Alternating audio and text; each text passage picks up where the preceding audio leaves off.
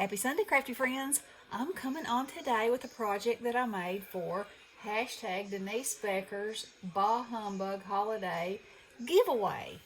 And so this is a 4-week challenge that you can do part of the weeks, all the weeks, and it can be anything Halloween or Christmas. And the Bah Humbug part is that when Denise announces the next week, she can throw a curveball in there. For instance, in her video, which I will link in the description box, she said she could say, you can't use stickles, or you can't, stickers, excuse me. You know, just throw a little fun something in there. So you have to work a little differently, or make a new plan, or, just extra fun. So anyway, for this time, I made a card, of course, Halloween. And I wanted to use this crate die that I showed y'all the other day that I thought was going to be fantastic, and it is. It came in 3 sizes, and I said I'm having a little obsession with things that hold other things right now. So that's kind of what I've been on the hunt for, and I was so tickled when I found these. So it was so easy to do. So all you do is cut out the back, and then you cut it out together, and it gives you this side, and that just gives you a little more dimension. Now, could you use it like that? Absolutely. And it does print a tiny little edge if you leave it like that. Could you use it like that? Absolutely. But I wanted mine stacked up. And then I just sliced along there and along there, and I stamped my stamp out, and I cut along the bottom edge and made sure it would fit in there. And then I took my whole piece of paper, put my box on there, set this where I thought I wanted it, and then stamped in that area. And so the pumpkins are actually on this piece of paper. They're a part of this piece of paper. And this is the dimensional part, because when I cut it, I just slid them inside of it. So if it was cut, they're inside like that. Okay? And that also gave it a little more dimension too, because you can see a little space in between them and the edge, which I loved. And then I found this stamp of this dancing skeleton, and I was like, okay. Because you know how wild and out we get when we have some candy. And I had these adorable little flat backs, and so I used this that says "Candy made me do it," and so he's dancing, his candy's flying around, the pumpkin's got some candy in there. Look at those eyes, they're like, oh, and he's just throwing his candy around, having a big old time. And so I used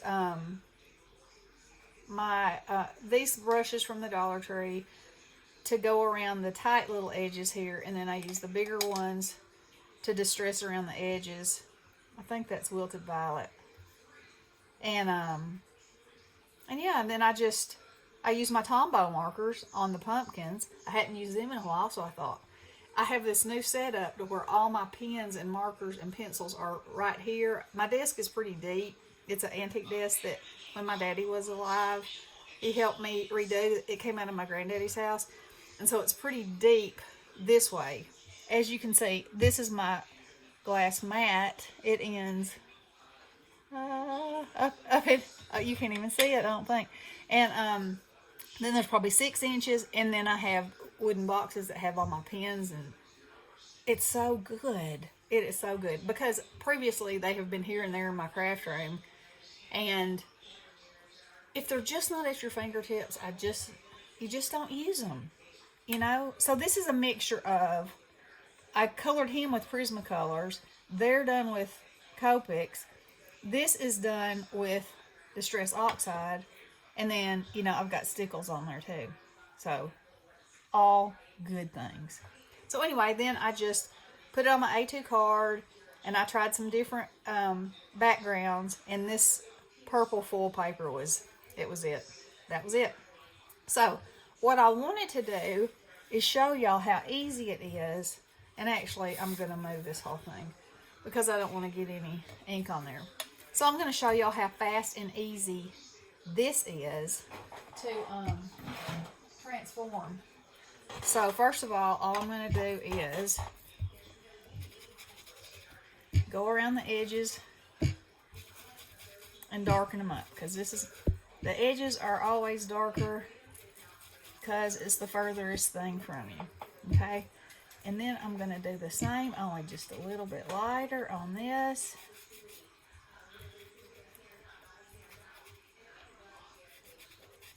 And this one's going to be empty, so I got to make that part darker. Okay, I'm gonna run that up and down through there too. All right. So we're gonna glue that on there.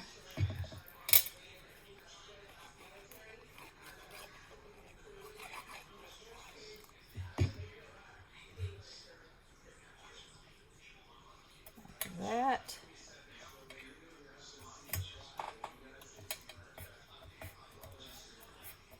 Okay. Now then, I came in with this.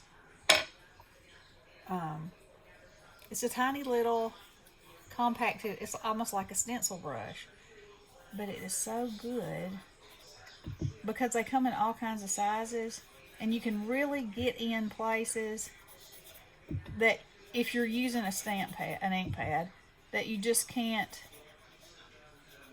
really get in with anything else.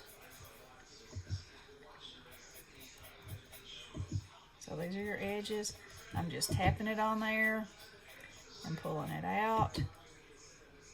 And this is where the slat would be. So I'm going to make that darker. And this is where a slat would be. So I'm going to make that darker. Come in this way.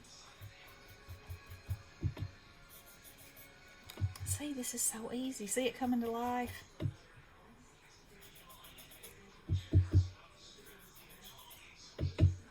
And my stamp pad is not the juiciest, so not gonna be long.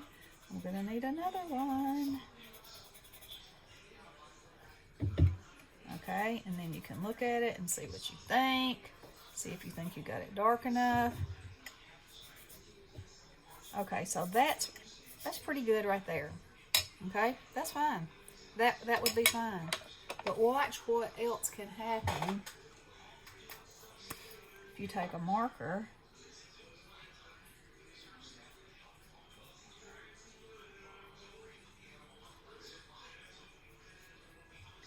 and just lightly go over those dark areas again. And I could have just done this in the first place, but I think that the fact that it leaves a kind of a little smears, I think that adds to it, because you know you have all kinds of highs and lows in wood. And then I'm just, wherever there's a embossing indentation, just kind of going over that.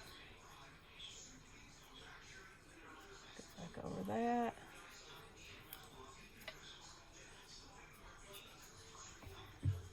And voila, there it is. And of course, you could go darker, you could go lighter, you could put it on white and make all of your marks gray, you know, or you could make it any color combinations that you wanted, you know. Really, the sky's the limit. It's just whatever. But you know, standardly, and this is a little bit darker because I'm just going to show you how you can just keep going. Like that. And, you know, standard crates are wood. So, that's why I chose this. However, I do think one that had been painted, that you made to look like it was painted white and then it distressed, you know, and the paint was peeling off and all that, I think that would be amazing. So, you know, sooner or later that'll be coming. But anyway, look. That looks just like wood. It's pretty incredible. And, you know, it took just a few minutes. So, let me put it there so you can see it better. And then if you wanted to put some highlights on it, you could do that too. You know, this is what I always use my gel pen. And that's how I do it. Just make some lines, some randomness, and smear it out.